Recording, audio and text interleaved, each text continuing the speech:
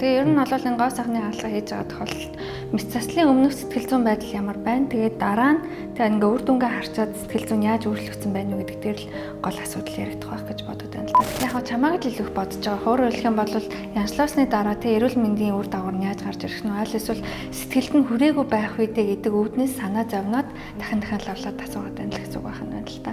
Тий. Бусад хүмүүсийн үг яриа гэх юм уу шүүмжилт битээ ач холбогдол өгөөч. Өөрөөр хэлэх юм бол хүмүүс хэлжлээ гэлтэй. Тэгээ битгий тоо. Тэр тийм үнэн байж одоо байх магадлал бага байж болно шүү дээ, тий. Өөрөөр хэлэх юм бол хүмүүс угаасаа л ямиг хэтрүүлж хэлдэг. Заавал шүүмжилчээс санаа намардаг. Ялангуяа манай монголчуудын сэтгэлгээний онцлогч нь тий одоо өнөөнөөс хүртэл хайчих тийм нэг онцлогтой хүмүүс байгаа шүү дээ. Тэгэхээр одоо эмэгтэйчүүдийн гоо үзлэн талаас наа чи хиймэл эсвэл одоо наа чин будмалч гэдэг юм уу. Эсвэл яасан номоо юм.